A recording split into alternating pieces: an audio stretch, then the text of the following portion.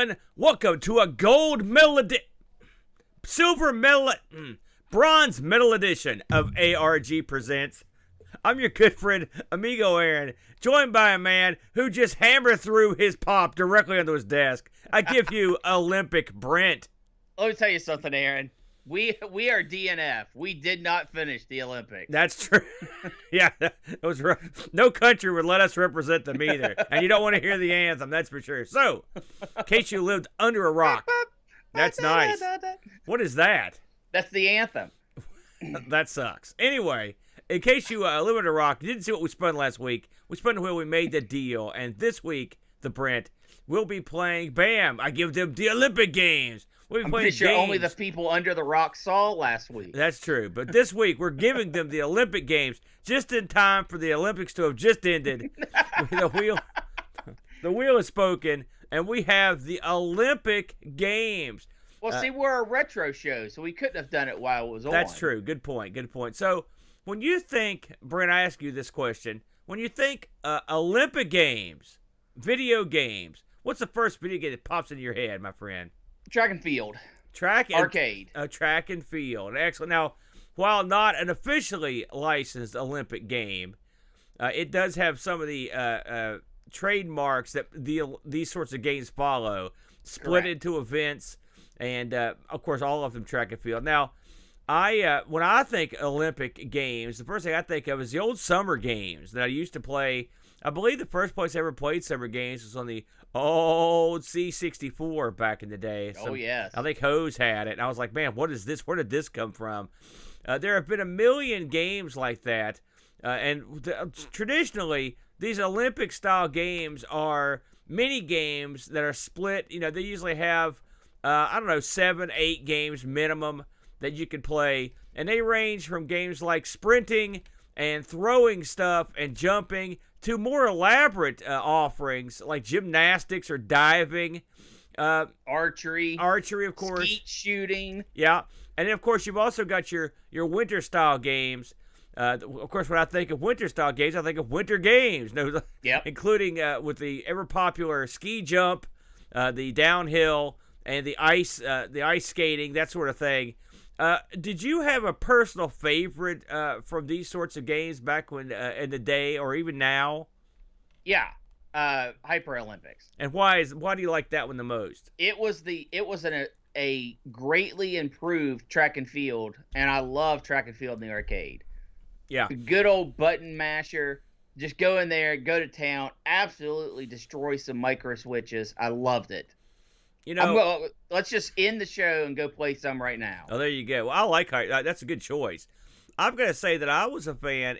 I distinctly remember back when I was a little kid, and I would have been probably back in the 1900s. No, it probably would have been about 12 actually.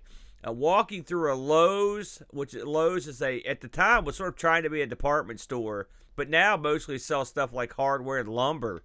Yeah, it's a hardware store. But they were selling video games back at the time, and I remember walking through there, and they had an Atari 2600 set up, and there was David Crane's Decathlon.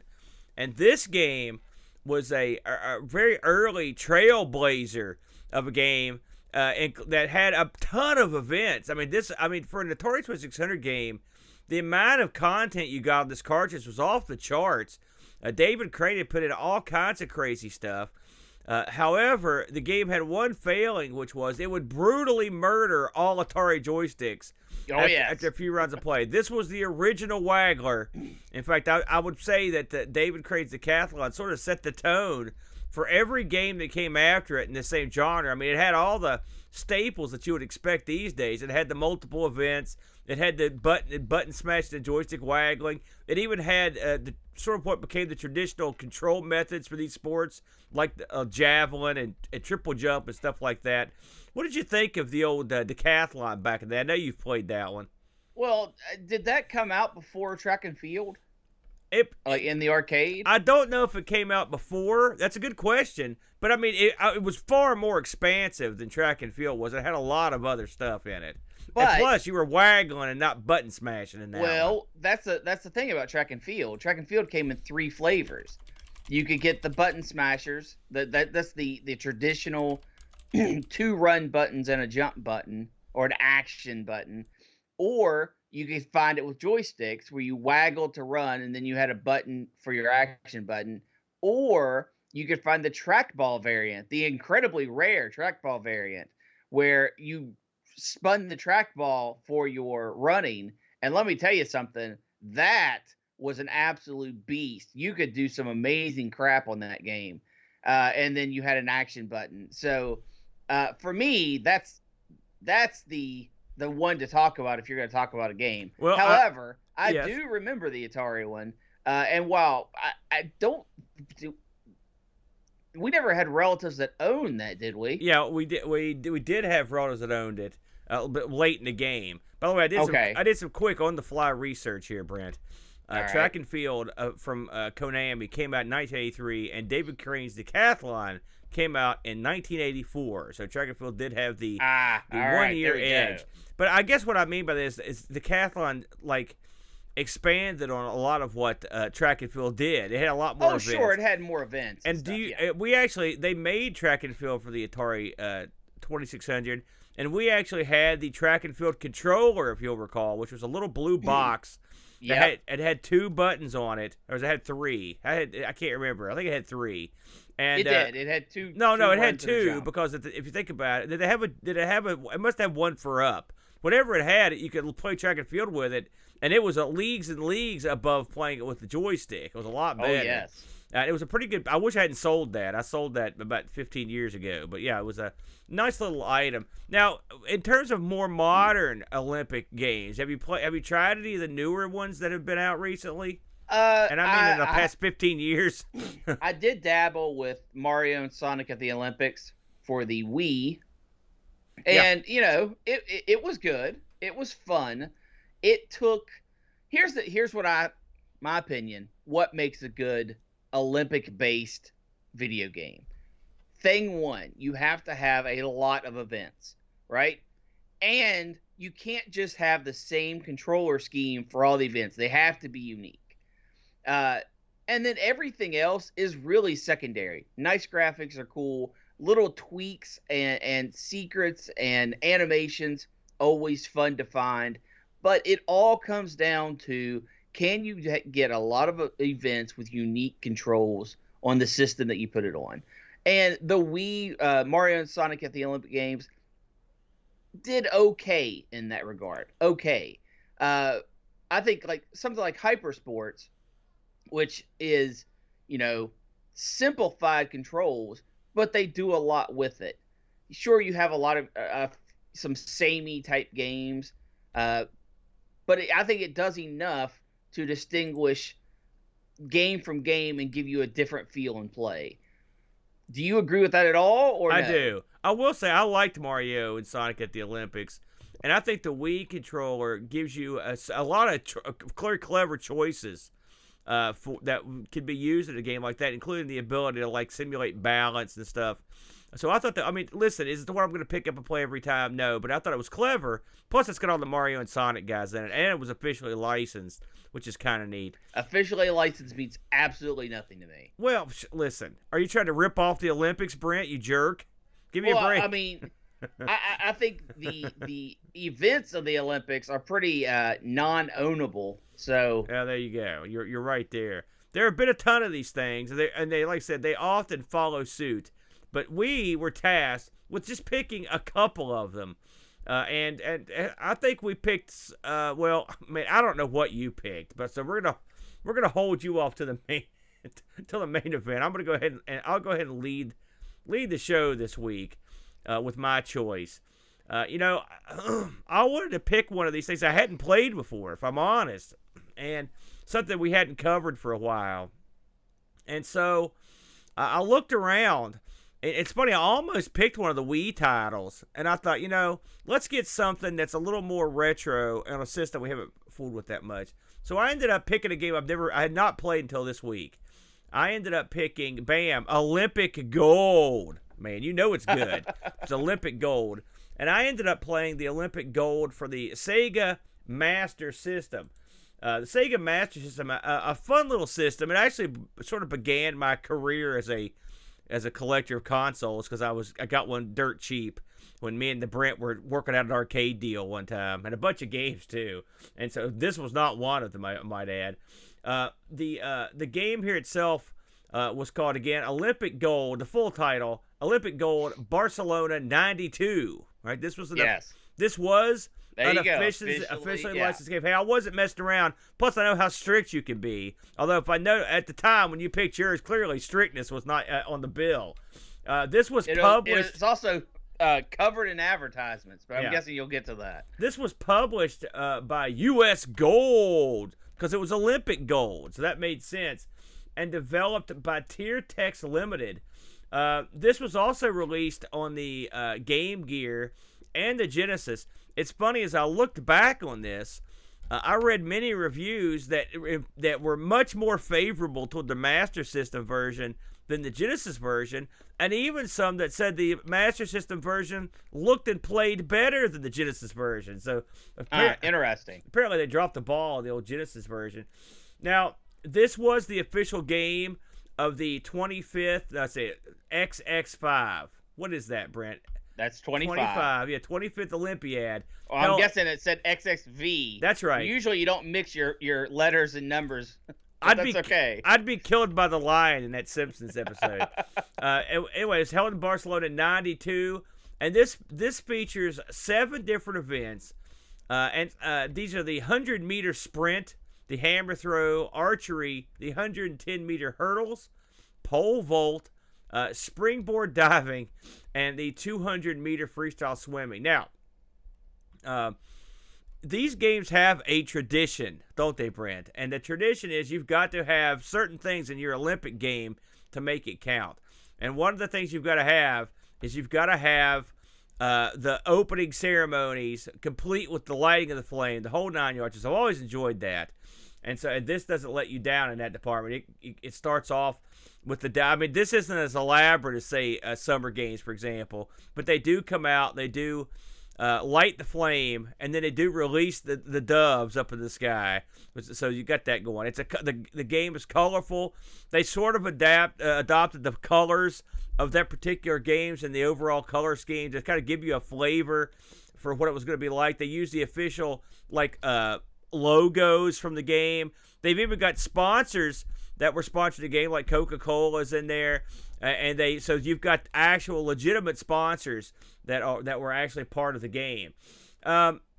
You get to, I also like how they put the Olympic torch on the track. That's the way you did it. That makes it more fun for the runners. Well, they have to jump over it. That makes it more fun. So this game is pretty much standard fare for this sort of game, and I'll get into why. Okay. First, you pick your language out of about 8 different languages, which is nice. Then you pick you get to pick what kind of Olympic experience you want to have. Do you want to have a mini Olympics where you just pick specific events to do them? Do you want to have the full Olympics where you play all the events, or you can also practice the events? And once you decide what you're going to do, then you enter your name, and then you begin the game. And I'm just going to talk about a little bit about each one. You also get to pick your level of difficulty, ranging from club to national and all the way up to Olympic level. So you do have that, and they do make a big difference. I will absolutely. say that, yeah. So we're going to go through these events real quick. They didn't reinvent the wheel here, that's for sure. So the first event, the 100-meter sprint, it's exactly what you would think it would be. You pick your gamepad up, and you hit both the buttons track and field style to win the sprint. That's it. Now, one of the things this introduces when you play the full Olympics is unlike, say, like a track and field, you go through different rounds basically 2 rounds to determine who's going to be in the finals. So you actually end up playing some of the events several times. Some of them you play a lot of times, like something like a pole vault. So you'll go through Heat 1, then there'll be a Heat 2 that you can watch or skip, and then there's a Heat 3 that's like a finals. So that's kind of neat. I thought that was kind of a different way to do it. But the 110 or the 100-meter sprint is just hitting the buttons as fast as you can. That's all there is to it. It's exactly what you would expect. The graphics look nice. It was what I would call a yeoman's work when they put this together. They didn't go out and go crazy. The graphics look good. Okay. The next event, they look decent for the system. They do, but I'm saying they didn't. There's nothing here that's original in any way. It was maybe a small exception. This is just this game reminded me of like if someone said, "Hey, make me a generic Olympic game," and someone was like, "Okay," and that's what they did because this game's very generic. The second event, I believe, is the hammer throw. The hammer throw is always weird on these Olympic events, and this one's actually not that bad. I didn't do great at it, but I did understand it. So your guy starts in the hammer cage. He starts swinging the ball over his head, and then you start tapping the buttons, and you hit the joystick forward to start getting him in motion. And then when you're ready to throw the hammer, you actually hit the thing again at the right time, and he'll throw the hammer. It's a pretty decent system, I think, on this one, Brent. Did you like this one, the hammer? I did. In fact, I thought this was probably their best event. Yeah, it was pretty good. It allowed you to. First of all, I don't think you could throw the hammer backwards, right? I never did. Not like in Hypersports or track and field. The hammer throw in video games is almost always a timing-based game, and this is no exception. But it doesn't penalize you for doing it wrong. You still throw your hammer into the field. You just throw it with a lot less power. Yeah. And it's a unique system. I enjoyed it. Yeah. I would say that was probably my second favorite of the events. Yeah, I agree. It was pretty good, and they did a good job rendering it. And there's something that's sort of like multiplanar scrolling involved. It's not bad. So the next event, and probably, in fact, I wouldn't say probably, this is by far my favorite event. It's archery. We've seen archery done in Hypersports as well. Occasionally you see this pop up. I think this is probably where they did their most creative work. Again, this is done in heats if you're playing on the full Olympics. And what you do in this is first, it shows your archer. It shows several archers. First thing you do is just a button to pick up an arrow. Then you pull back the joystick to actually have him draw the string. And once you've drawn the string back as far as you want to go, you hit the button, and you then get a view, like a first-person perspective of looking down the bow at the target. And there's a wind gauge at the top of the screen that tells you what the wind looks like. And you'll be shaking just like a normal person would when they draw a bow back. And what you're trying to do is line up that target reticle on the bow and arrow with the target that you're shooting at. And once you do that, you hit the button and let it go. What makes this a little more interesting is there's a pretty tight time limit. It's a timed event. So you can't just sit there and wait and really aim. You've got to sort of go quick. And so I really thought this was a real nice event. I thought it looked good, with the exception of the fact that all the archers are identical. I would have done something about that, but otherwise, that is throughout the entire game. But I thought this one. There was one animation. Yeah. And there's one guy that's animated, and he's your guy. The computer players, it's all one set of animation. What do you think of archery on this thing? Do you like it? Archery was great. Yeah. Yeah. This was real good. I think they even best at Hypersports, and I like Hypersports. Now see, I was about ready to say I actually like Hypersports archery better. Yeah. Just because it's get you in, get you out kind of a deal. Yeah. But this is truer to an archery event. Yeah. Where you're just shooting the arrows down to the target, and there is a time limit, so you can't just wait for the perfect wind. Yeah. Which makes it a little bit strategic. Because sometimes the wind's really bad, you want to hold off a little bit. But if you do it too much, you run out of time and it's over. Yeah, yeah. Good event, though. A lot of fun. Now, the next event, 110-meter hurdles, it's exactly what you would expect. It's just the sprint with the added bonus that you have to time pushing up on your joystick to jump the hurdles. This starts off a little wonky, but, I will say I got pretty good at it to the point where I could get over the hurdles and turn in a pretty good time. And I would routinely win this event on when I was playing on the club setting. If you go above club, these events get a lot harder. But on club, I was routinely winning this. I was always winning the sprint, and occasionally I would usually at least medal in the archery. But this was just, this is pretty plain Jane, wouldn't you say, this particular event? Oh, well, it's her. Yeah, it's no big deal. So then you've got the pole vault. Pole vault is traditionally can be a difficult event to simulate. Summer games, for example, I always thought it was really difficult. But on this, actually, pole vaulting's not that hard. You hit the buttons as fast as you can, and then when the time is right, you pull down the joystick and the pole will come down. I never had any wacky instance where I impaled myself or broke the pole, any of that stuff. It was just plain Jane. You hit the pole, and then at that point you're up in the air, and you've got to sort of hit up on the joystick to kind of control your body to go over the pole. At least that's the way I did it. I was able to get past the second level of pole vault, which I believe is 5.2. And that's pretty much what I never could get past that. How did you play? I never cleared it. You cleared the first one? Never cleared it. Huh. Yep. This event, when you play in the full Olympics, could go on forever because you don't lose until you fail on 3 different on the same level 3 different times. So this one can go on for a while, and you're in there pole vault with a lot of people. But still, I mean, I like the fact that they put in heats and stuff. Kind of neat. Not too bad. After that, then we're going into wacky land here with this next one, Brent. This right here, I will say, they didn't phone this one in. They did absolutely not phone this one in. This is the Springboard diving event. Have you ever seen a more advanced Springboard diving event than this one, Brent? Well, they took the Wii approach, where you set up your dive ahead of time, and then you are supposed to do the motions as you spring off and go into the water. I was really bad at this. Yeah, this was hilarious, but difficult. I mean, I had all kinds of trouble on this event, but it's neat that you get to pick your dive. I mean, there are set dives. You got to do 4 dives that are standard, and then the last dive, you get to pretty much do whatever you want. That's the wacky dive that you get to set up on your own. And this was not the easiest event to get past, frankly, but it was fun. I enjoyed the fact that they made it a lot different than other diving events I've been to. Finally, you've got your 200-meter freestyle swimming, Brent, and this was again as generic as it could be. You get in the water. Yeah, I didn't even have a breathe button. Nope.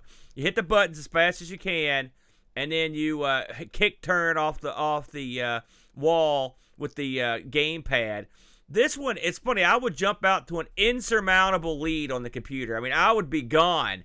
But on that second go around, that computer would always catch up with me, and I usually would get the silver in this one on the club. It's a stamina event. Yeah, and I ran out of gas. Yeah, I mean the whole thing of it is the pace. Yeah. Which something we should mention, because I don't know if you experienced this, Aaron, but something we should mention.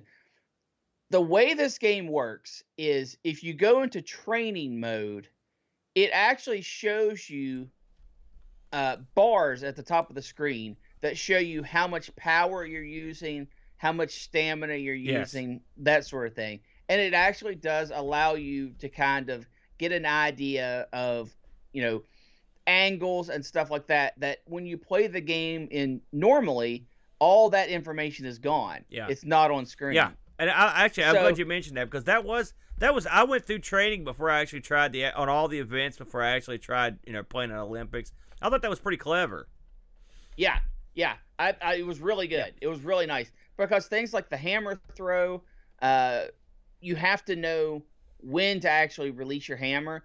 If you just go into the event and try it, you're not going to know the correct time. Yeah. Because it's odd. The game wants you to throw the hammer earlier than you would expect to do it. Yes. But if you go through training, you see the bars, and then you just kind of remember. You get that muscle memory. So I thought that was pretty good. Yeah. I thought that was a nice touch. This game, of course, once you finish your Olympiad, there's the closing ceremonies, which means they put out the torch, a la Superman 3. He just comes out and blows it out. If you'll call one of the all-time great Superman film moments. And that guy with the torch just turns down and just sulks and walks off. That was great. Anyway, they put the torch on and they shoot the fireworks off, and they pretty much go on until you hit the button. One thing I wanted to mention that I thought was interesting is that one of the choices on the main menu is records. All right, I don't know if you looked at this. I did. And what's neat about this is these were all the Olympic records at that time for real people. Yeah. Like Carl Lewis is in there, and all these people, like they've got the legitimate Olympic records in all these events listed in there, which that's a nice touch. I don't think I'd seen that done anywhere before. So I thought that was pretty cool. So anyway, I should mention that as you go through this, if you're playing the full Olympics, you will get points awarded to you based on the medal you win, your place, and then they accumulate all the points, and then whoever has the most points, that's your winner. So if you won like 3 golds, 2 silvers, and a bronze, and your buddy won a silver, 2 golds, it adds all that up, and that's how they come out with the winner. Again, this was a basic by the book game. Now, let me tell you what I did like about it, what I didn't. I wish they'd had more events. I think they could have had more events without any trouble, and I would have added several events, including like like long jump, and I would have added like I love like stuff like the vault stuff, gymnastic events. There were none of those listed in here. Stuff like that. We didn't get any of that stuff. That would have been cool. So more events is always welcome. The music in this I thought was bearable at best. I didn't think, and I think the Master System could do a little bit better musically. I was kind of disappointed with the music. I didn't think the music was all that great. I wish they had taken a few more chances with some of these events. I mean, but the funny thing about it is the non-chance taking they did makes this game very approachable. So if you're one of these people that's like me that wants to go and play some summer games occasionally, one of the downfalls of summer games is when you're playing like a CC Sports, it takes forever to load. And you're sitting there, and there's a lot of downtime. One thing that this game does is pretty much eliminates all that downtime. So this would be a good game if you want to just play it with your buddies, and you're like, man, I want to play something right now. Then you would get this thing going. So that would be kind of fun. But otherwise, I would call this passable. Anything to add before I look at the reviews? Well, I think it's better than passable. Okay. I think this is a decent take on the Olympics. Let's talk praise first. The events it has, they have unique controls for most of them. Swimming needed a breathe button. The stamina aspect is neat. So that does add something over just a sprint. So I'll give it a C for that. Yep. But having a breathe button, having something that's more active as opposed to just pacing yourself would have made it more fun. The diving is very involved. Yeah. I never spent enough time with it to get good at it, but I appreciate that they did something unique. It would be neat to have a floor routine that was sort of based on the same. No, I'm not talking about extra events. Right, but I'm saying I'm talking about what I'm talking about the diving. If you could have had like a floor routine based on the way they did diving, where you could have picked out some different exercises, that would have been kind of fun. Yeah, but no, I'm not talking events. I'm talking events that are in the game. So I think the diving was unique enough to be interesting. Everything was unique enough to be interesting. This is worth playing. However, some things to understand going in. All the Olympians look the same, and that really ticked me off. They couldn't even bother doing a palette swap. I think that is inexcusable because it completely devoids your character of any uniqueness, and I think that's a shame. I think, in my opinion, that's this game's biggest flaw is everything looks so samey. Well, now, yeah. No, that matters, man. Well, I mean, to me, it wasn't that big a deal because it's the same way in a lot of games. Decathlon's like that, and track and field's pretty much like that. No, it's not. You're completely wrong. It's not like those guys are totally different, though. Is my point. It didn't bother me. Carry on. Aaron, you're wrong. Okay, that's fine. And that's okay to be wrong, but you have to understand why. I'm not wrong. When you run the track event and you have 3 athletes lined up and they are all the exact same, that is uncalled for a game that already put this much into it. A palette swap would have been easy. I'm not even saying change the model, right? Or change the sprite. But palette swaps are the basic building blocks of video games. They should have done it and they didn't, and it was a drawback because of it. The sound was middle of the road, but I still think this is worth giving a look at. Yeah, I thought it was pretty good myself. The reviewers on this, I did find some reviews on this. Game Zone gave this an 84, and they have the comment here: miles more playable than the Mega Drive version, and some rather impressive touches for the Master System. Mean Machines gave this an 81, and they also mentioned that this is better than the Genesis/Mega Drive version. They do mention there's no simultaneous two-player action, which that's true. Sega Pro gave this an 80. They mentioned that no event here would survive by itself. That's true, but that's the way all these games are, so I'm not going to hold that against Yeah, them. what a dumb thing to say. And Sega Power, you're in a mood today. Sega Power gave this a 64. They're what are they doing over there? They said this is dull, boring, and repetitive. It rises slightly above the run-of-the-mill stuff, but not much. Fun for a while. We did get a review from a listener on this one, happily, and this was Pajako6502. He writes in, for a little authenticity, I played this with my USB NES-inspired controller. I thought the button bashing on this thing was going to be a nightmare, but I was wrong. It was pretty good. Although you need a good knee or tabletop to rest the controller on. As with any of these types of games, I had my preferred events and not so favorite events. I really liked archery, diving, and straight-up sprint. The hurdles is pretty good, but they appear way too late on the screen and you don't get much warning. I thought the show me how to play in practice was great, although I didn't understand why not all the events had it. The only thing that really lets this game down is too long before trying again / next round and too many pages of information between events. I didn't think that was that bad. I didn't think it was that bad either. I just want to get on playing with the game. I could imagine playing this with friends when I was younger, all waiting for our turn. Yeah, this one's pretty good. A lot of events for everyone. Good graphics, good sound for the Master System. 8 out of 10, the Brent. So I think that's probably a little higher than I would go, but it's not bad. One thing I want to mention before I turn this thing off is the studio that made this. That's Tiertex Design Studio. They were a UK-based outfit, and they were actually around for a long time. They did a lot of stuff. They did all over the map, but they were responsible for stuff like they did Star Wars and Flashback. These are different versions, like Genesis version stuff. They did like Madden 95. They did another game that was an Olympic game. They did the Winter Olympics, Lilyhammer 94. They also did Shaq Fu. They were all over the map here. So they weren't just some some fly-by-night guys. And you could tell this was a workmanlike performance from probably a very workmanlike studio. That's all I got on this one, Brent. Any final thoughts on Olympic Gold? Nope. All right, fair enough. So, Brent went in an entirely different direction with his Olympic game. I mean entirely. Brent, what do you got? I picked up and played the arcade classic Herbie at the Olympics. Yeah, what? Herbie at the Olympics. I think we all played this as a child, right? Uh-huh. Okay. Before we start talking about Herbie, we've got to talk about the company that brought him to us. And to do that, we have to go back even farther to January of 1981 and talk about Century Electronics. Aaron, have you ever heard of Century Electronics? I have. Okay, good for you. They are a England-based racket company, if you will. That's a burial.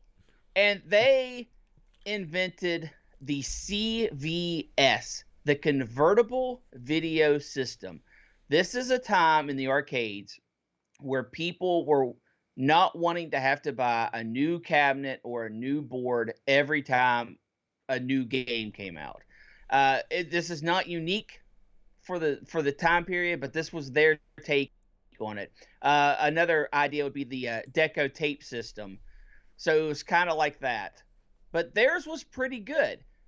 You had your main board, and then you had cartridges that plugged into that main board through a ribbon cable that you could just swap carts out, do a few art changes on your cabinet, and have a new game. And their thing was, we're going to make this affordable. That was something that they were trying to key into because it was an untapped market for the arcade at this time. So they dropped $1.5 million into their development of this new system, and they got Philips of the Netherlands to exclusively produce it.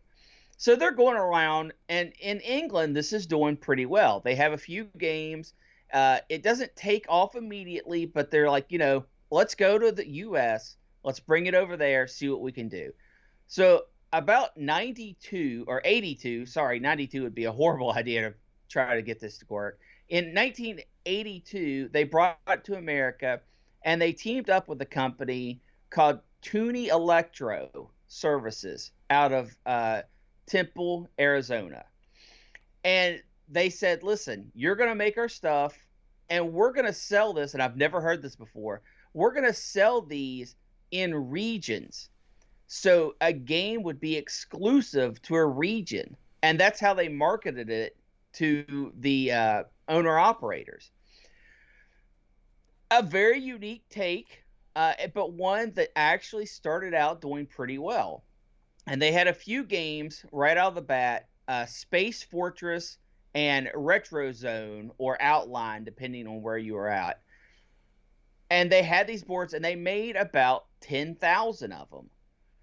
Put them out in locations. They were selling them, and then the wheels fell off. And the two companies started fighting. One was saying, you're not giving us games fast enough, as in new games to produce. And on the other side, they were saying, you aren't producing these in the numbers we told you to produce them in. Big fallout.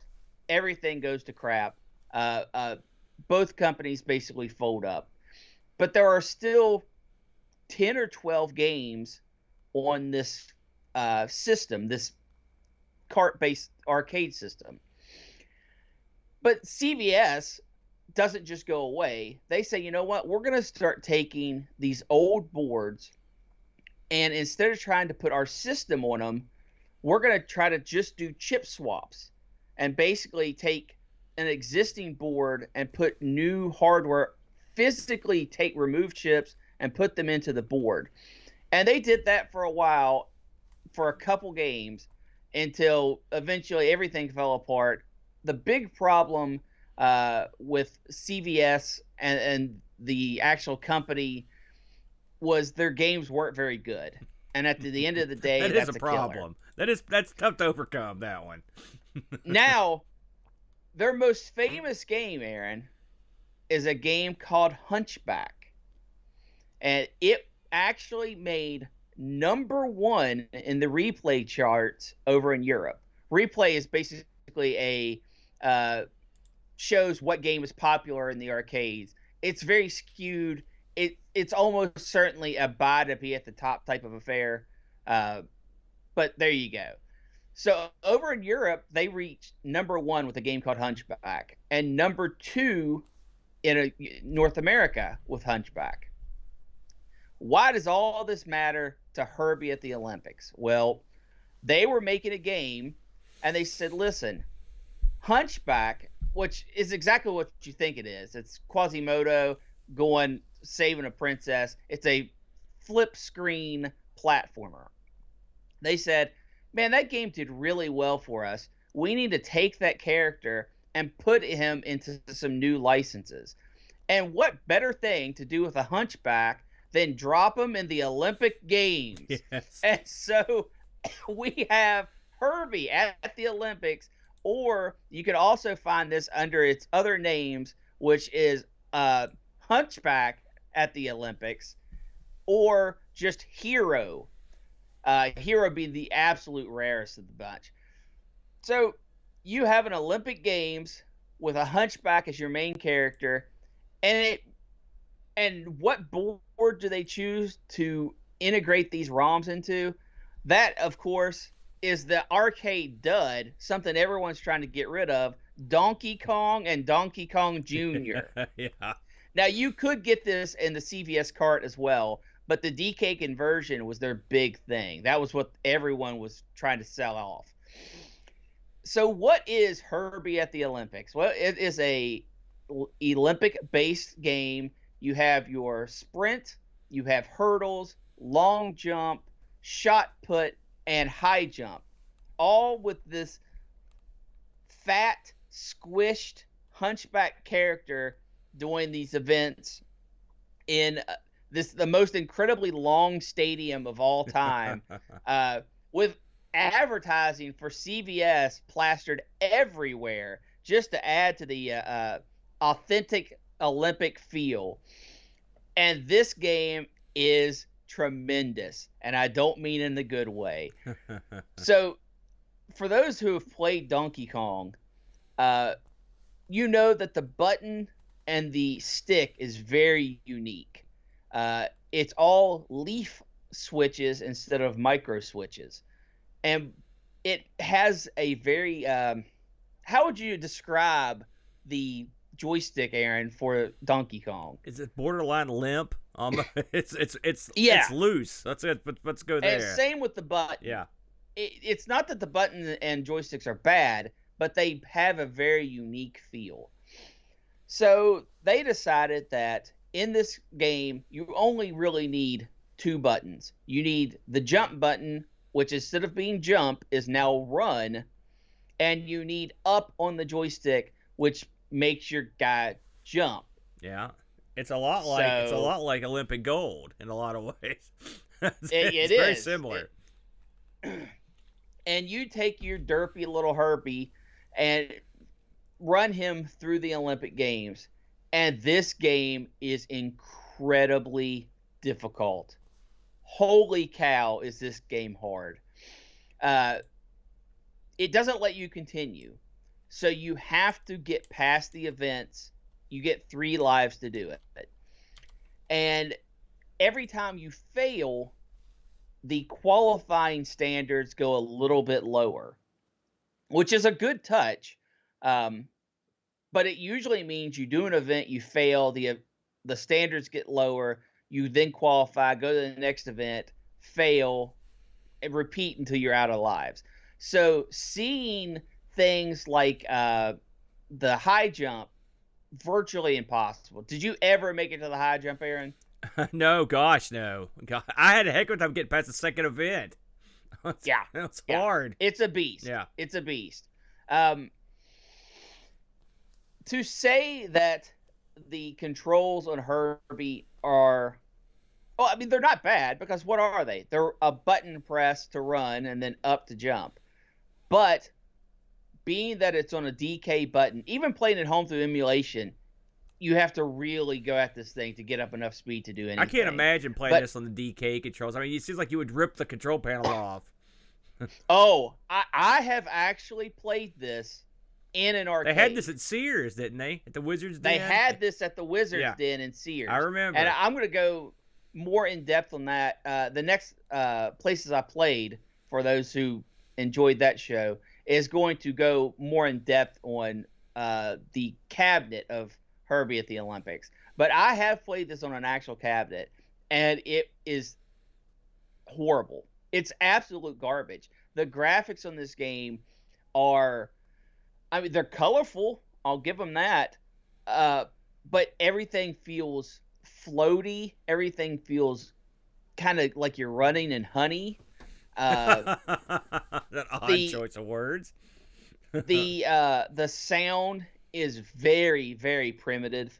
To, like, say you're doing the long jump, right? So you run up to the event, or you run up to the line, hit your button, and then you press and hold up, and it will say like 5 degrees, 15 degrees, 25 degrees, 35 degrees, 45 degrees. And when you let go of the joystick, that is your angle of jump. A horrible system. I mean, it's slow. Sure, it's weird. It's what all the other systems do. I mean, everyone does that sort of thing. But to see it actually just count up in tens, and it goes about that pace. Also, to do it with the joystick is also bizarre. Yeah. I've never done that before. That's a new one. So, Aaron, do you have any opinions at Herbie at the Olympic Games? Well, when I found out that this was basically Hunchback at the Olympics, because I remembered you playing that. I never played it, but I remember you liked it.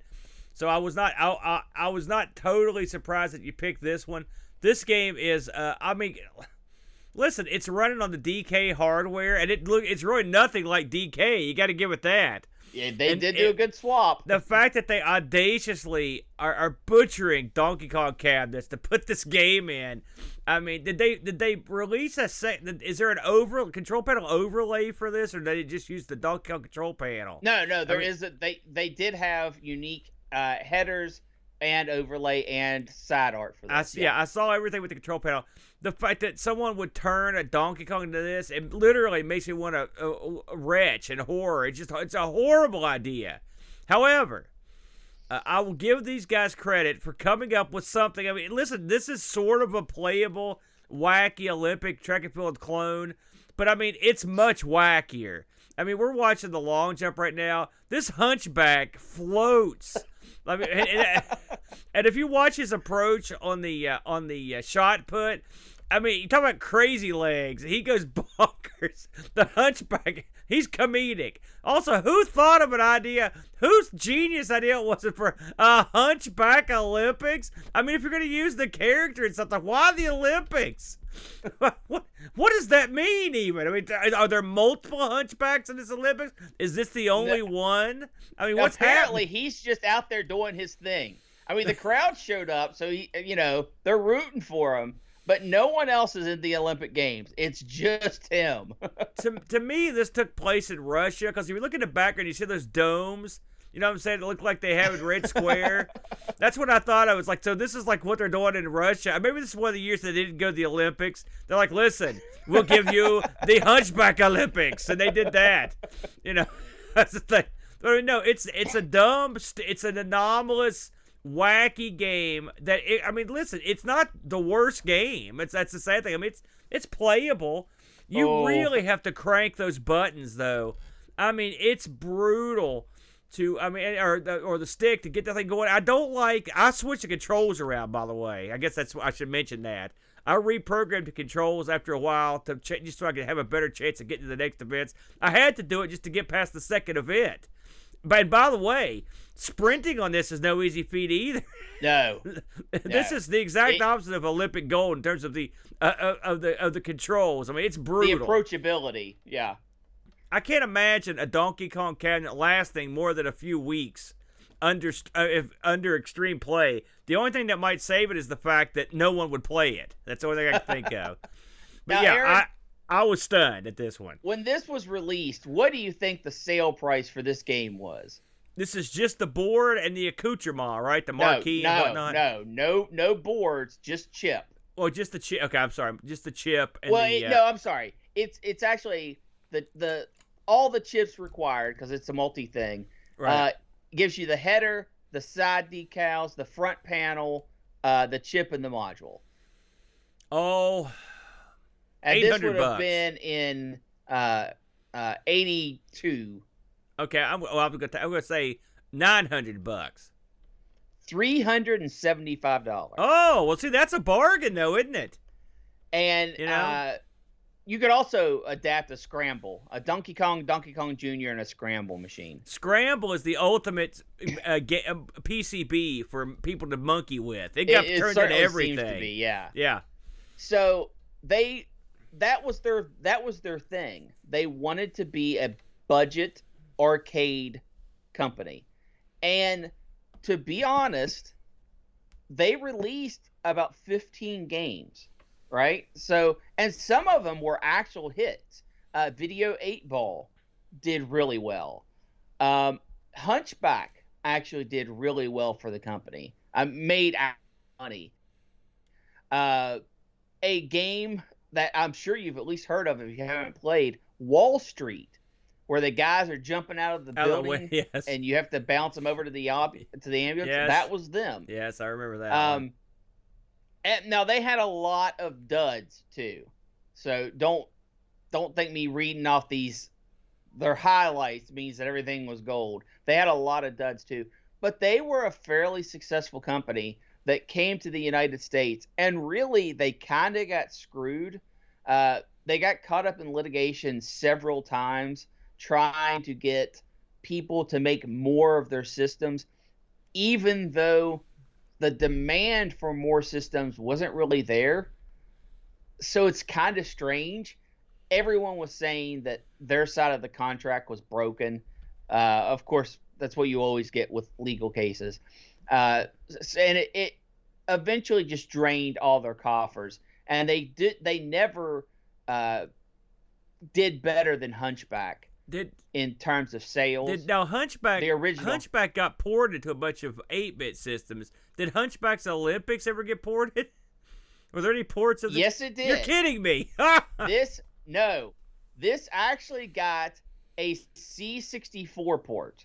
No kidding. And it has extra scenes in the C64 port.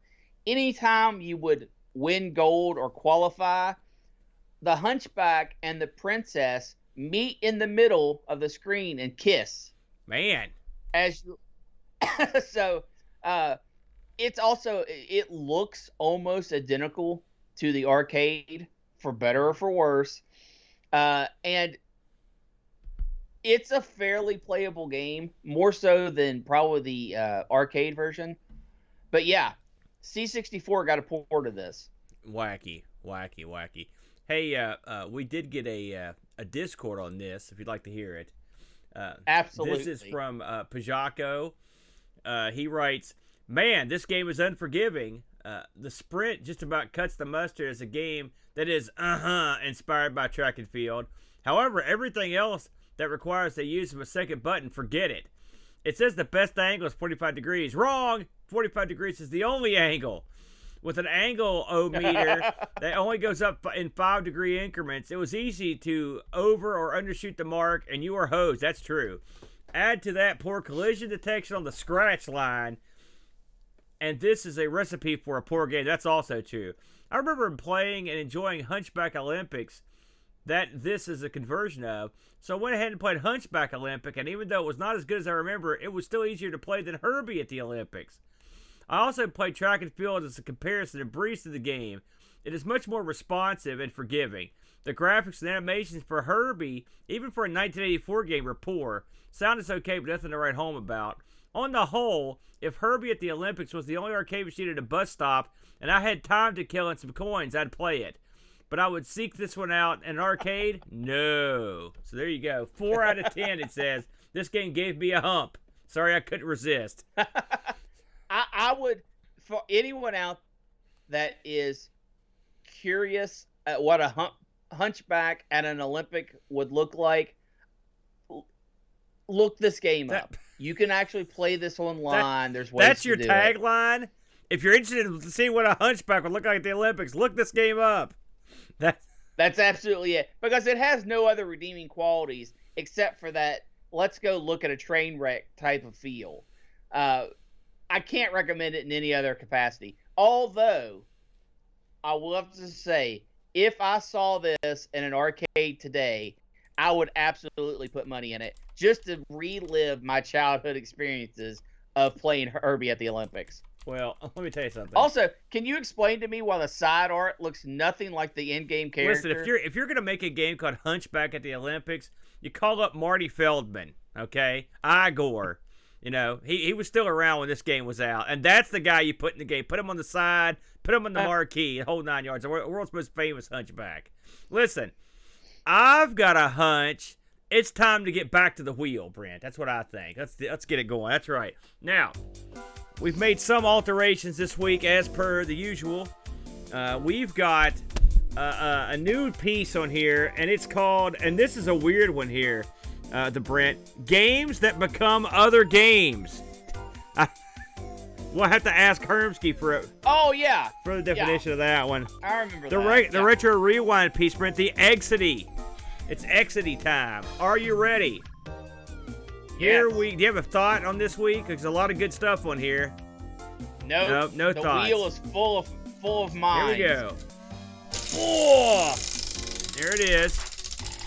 It's a good spin, and the winner is, bam, Games That Need to Die.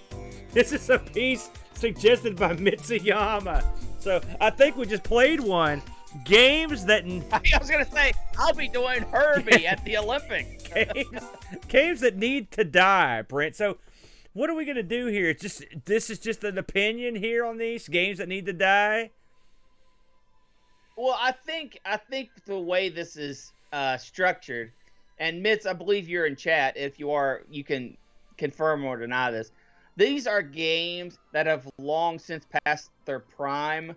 You know, maybe they were good in the beginning, but now their sequels and whatnot are just weighting down the whole series, the whole video game genre, Okay. and they just need I to think go that's away. one interpretation of what could be many different interpretations. So I like that, man. We're gonna. This is gonna be an interesting review week, that's for sure. Because just by the tagline, I'd suspect the games we're gonna pick are not gonna be popular or good. So that's the way it goes. So Brent, you had an interesting evening yesterday. Put together a new video here, which you're gonna debut. Is there any news, anything you want to mention before we take this thing to the house and have a look at this new supporter video? No, I think I have talked enough for today. Boy, I agree. So on that note, we'll be back next week with BAM, games that need to die. Until then, stay alive. Oh, thanks for joining us today. We hope you enjoyed the show. We want to say a special thank you to Duncan Styles for our vector style graphic and BarkBit for our amazing music. Would you like to help keep ARG spinning for as little as $1 a month?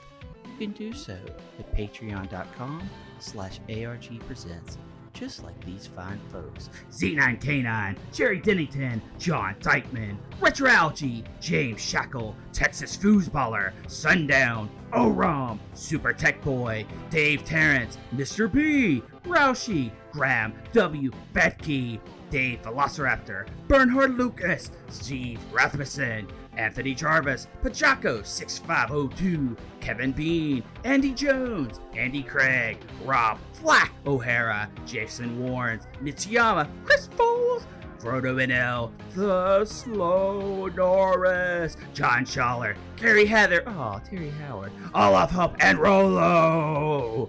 Supporters get access to the Discord channel and their names called out in the credits. Don't want to explain another credit card bill? That's okay too.